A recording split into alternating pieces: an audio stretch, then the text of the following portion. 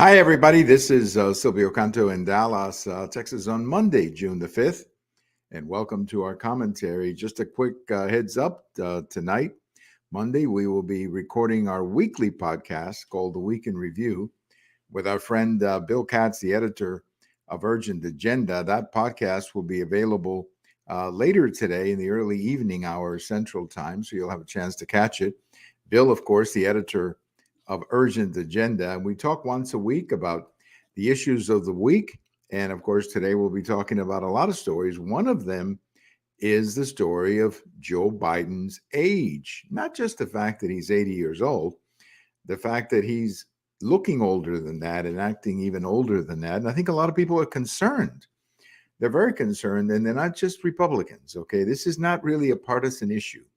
When you hear the other side expressing their concerns about how old the president looks and how old he would be if he was to be reelected, I think that there are major concerns on all sides here, both sides. And I think the concerns are totally legitimate, totally legitimate. We've never had a president that old before.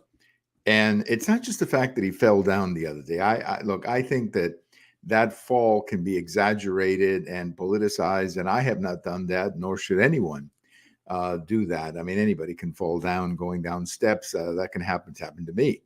It's happened to other people. I think the issue here is not just the fact that he fell down, it's how he looks and how, lack of animation and just how he looks. I mean, he looks obviously like a man who is getting older.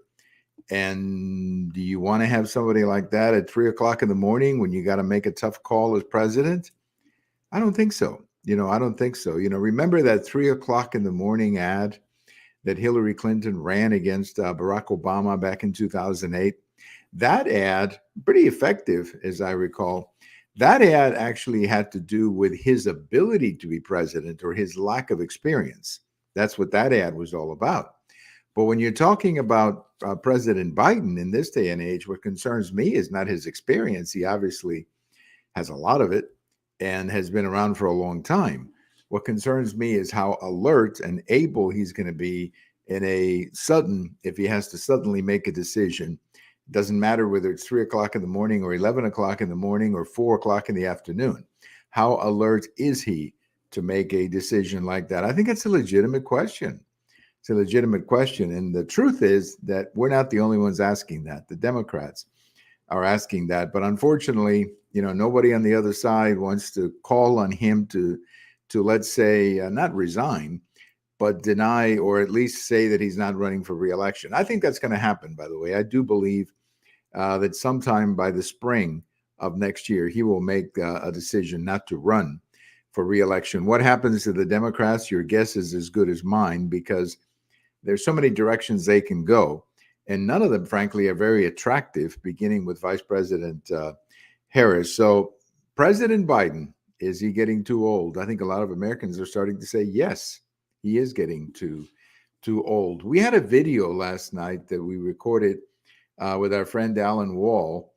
And I have a post coming out Tuesday morning about the elections in Mexico. There were some provincial or state elections in Mexico, and they happen to be in what they call the state of Mexico, which is that big area surrounding Mexico City. It is the biggest state from a population standpoint. It's the biggest state in Mexico. And they also had elections in Coahuila, which is to the north of Mexico. Coahuila is almost at the border with Texas. And they had elections and some interesting results. In the state of Mexico, the President Lopez Obrador political party won the governorship and basically ended 70 plus years of control by the PRI being the party that had run Mexico for a very long time. And they ended that control by having one of Morena's candidates, a lady who's now going to be the governor of that state, of what they call the state of Mexico, which is around Mexico City. So that particular election went Lopez Obrador's direction. Although a lot of people are looking at those results, she didn't win. The candidate from the Lopez Obrador's party did not win by the numbers that they were expecting. And the official results have not come out yet, but they were expecting a much bigger margin of victory, and that apparently is not going to be the official results. And I think a lot of people in Mexico are looking at this election more as a rejection of the PRI, the party that had been in power in Mexico for such a long time. They're looking at it more that way. They're simply saying a lot of Mexicans are sick and tired of the PRI. The PRI is, of course, associated with a lot of corruption in Mexican history, and many analysts are now basically saying that this is the end of the PRI as a political party. I don't know. I don't know if it's the end of the PRI, but I do think the PRI has to really change its image if it wants to be an effective party again. Now, in the north, they had also a race for governor's race up in the state of Coahuila, and there, Lopez Obrador's political party did not do as well. In fact, what you had up there might just very well be a peek into the future. And you had three political parties: the PRI, the PAN, which is a conservative party, and the PRD, which has been traditionally a left party. The three of them got together and they formed a coalition.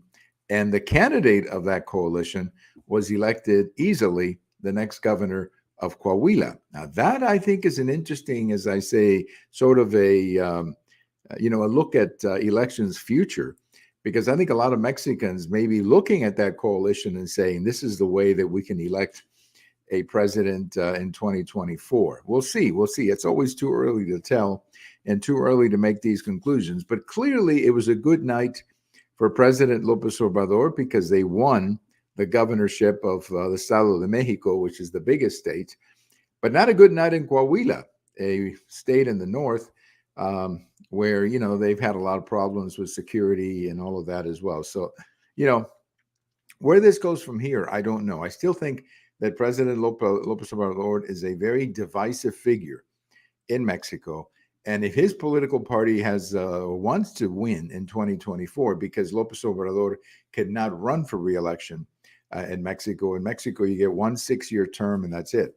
He cannot run for reelection. But if his party wants to maintain power, I think they're going to have to come up with a candidate who is a little bit different and a little bit less divisive than Lopez Obrador has been up to now. He's divided the country in very sharp ways. And, how that gets solved, I don't know. But the country is very divided, and Lopez Obrador is right in the heart of that division in Mexico. Well, once again, wanted to tell you about the upcoming podcast that we have with Bill Katz. Catch that later on Monday evening. But I do want to leave you with a bit of history.